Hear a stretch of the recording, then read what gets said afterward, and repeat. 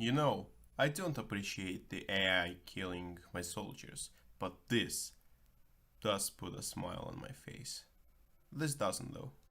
Hello viewers, and welcome to the final episode of my 1943 Germany Let's Play challenge. And this episode, I finally managed to defeat the Soviet Union, despite having zero manpower later on.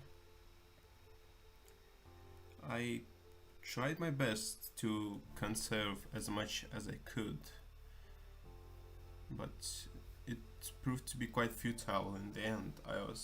Towards the end, I was always in debt manpower wise. But we still managed to snag a victory, which is quite important. Here I managed to encircle them in that area, which weakened the Soviet army even more. What surprised me quite a bit is that the Soviet Union was running out of manpower towards the end of the war as well. But they decided to go and enact level 9 mobilization, which is quite crazy, honestly, since it also means that I dealt a lot of damage to them. And I've honestly never bled the Soviet Union that dry in my Darkest Hour career for them to go for the extended mobilization. Well, at least never bled them dry while pushing and nuking. I have, of course, bled them dry while just nuking, but this time it was quite different. I still managed to encircle them in some places and inflict very impressive amounts of casualties. As you could imagine, I chose the wrong deal with the Soviet Union in regards to them capitulating. You'll see a bit later what I've done, and I had to pay for my little mistake by driving to Vladivostok in the end of the video, which you will see later on. I'm also trying to push them out of Kola Peninsula. Well, not the Kola Peninsula, just that part of Russia. And by extension, try my best at encircling them. Here my situation on manpower is becoming quite desperate, and I have only 4 manpower, now 3. Well, it does increase a bit due to me conquering more territory and my daily manpower growth being bigger, but it will run out quite soon. Also, America seemed to declare war on me again, which is quite a nuisance. I dealt with them once again. I just don't... Well, as I've said before, I don't cheat unless the game mechanics give me a middle finger. And that's honestly just a bit unfair, in my opinion.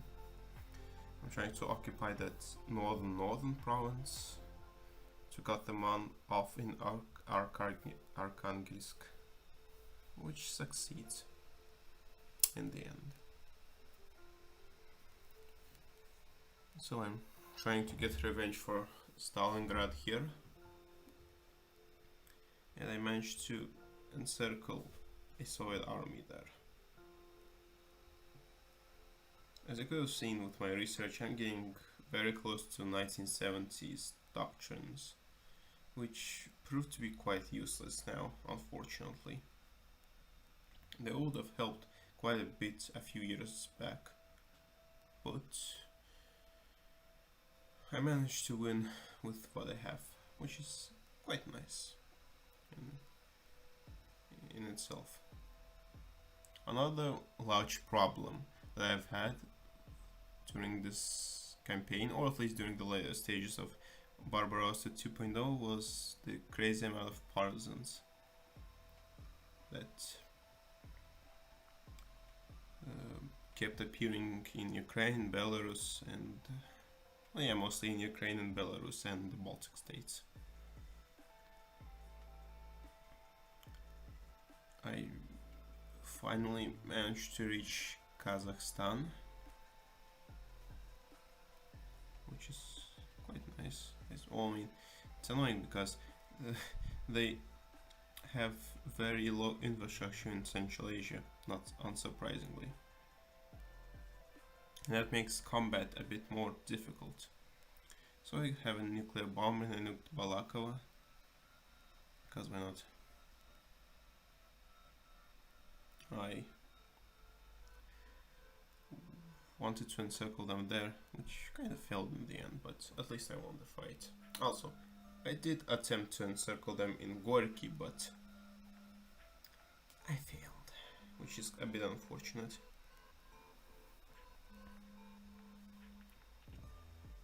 I set my sights towards Nibirian Age only, but I failed. Well, I mean, I did succeed there, but they moved the capital away.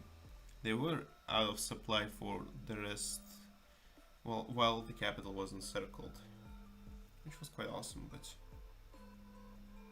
it didn't really, well, it did help a lot, but it was honestly past the point of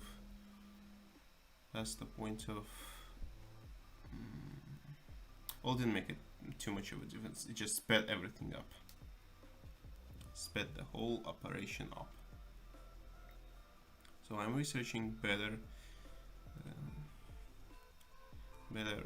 medicine, I suppose, the better medicine tech for the 2% manpower growth, which is quite important. I'm also encircling them in the Caucasus, where they are out of supplies due to me, well, encircling them, which helps quite a bit. Here I messed up a little bit in the north by trying to encircle Nibirian Age only, but I managed to break those units out, which is the most important. I also think I nuked my own unit, so whoops, there. This whole operation was a little bit of a mess, but I managed to make it work in the end somehow. Mass upgrades coming in, and helicopter gunship doctrine finally researching itself. I still attempted to encircle them, which kind of succeeded. Encircle a few divisions.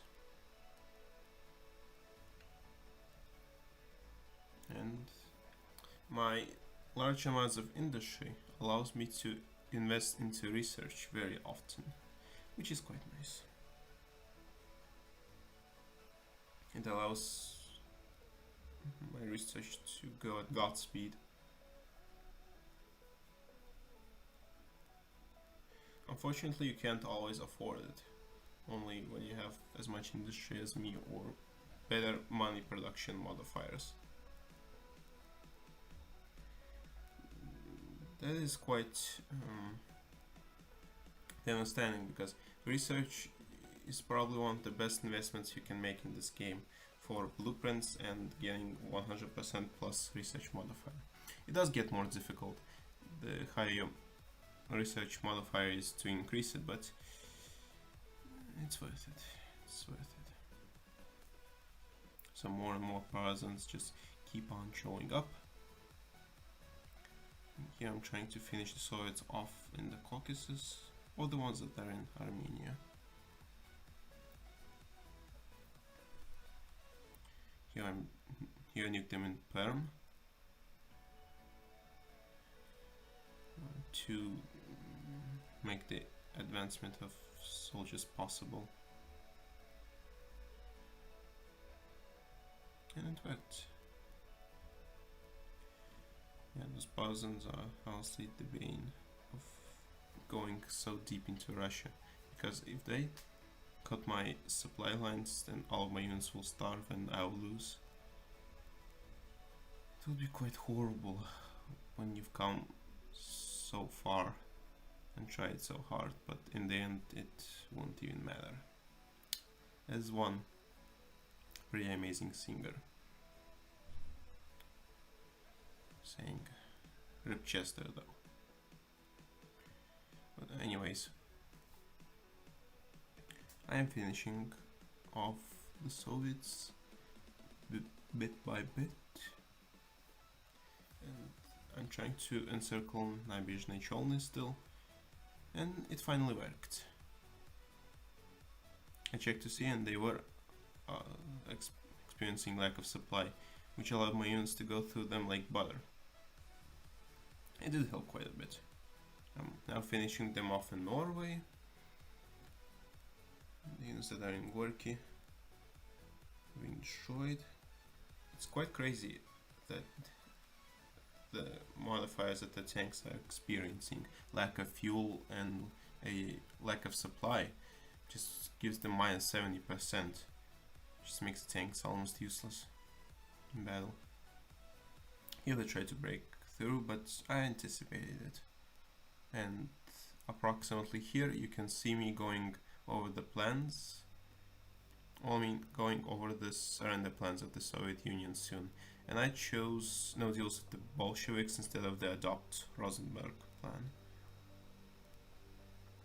I should probably chose Rosenberg plan, but whatever. I wanted to see what happens. And there was a small cutaway, and now you see what happens. I had to drive through all of Central Asia and Siberia towards Vladivostok, while trying my best to carefully maneuver my units. Why? Well, I didn't want them to get encircled at all. I also kept that one area surrounded, Sverdlovsk, I believe, which made the Soviet supply just non-existent. I keep that mechanized corps to assist the tanks as much as I can. Well, I mainly assist with them gaining some sort of supply until the end. I also placed a lot of troops in Soviet victory points so that when I do finish them off, the partisans don't control the provinces. Usually when the partisans control the provinces, that means that I can't annex that nation. It differs from mod to mod, but still. I didn't want to risk it, so I just deployed the troops that my allies produced and made good use of them. There I annexed Mongolia just for the sport of it, honestly. I mean, it will be one less country to deal with. So here my panzers drive into Vladivostok slowly. They do manage to send one unit into that area, which slows me down a little bit. I also keep forgetting to take Brazil down, but now I don't forget it and finally annex them and see the large amount of allied troops in South America. So that one mad lad tried to defend Vladivostok, but I'm finally done. I annexed the Soviet Union. Yes! Time to liberate the Rex commissariats and get a bunch of dissent. Well, that does conclude this whole Let's Play. I hope you guys enjoyed it. Leave a like and subscribe for more content. It has been a bit of a difficult Let's Play, but I won in the end, which is all that matters. And so, see you in the next one that I do. It will be a world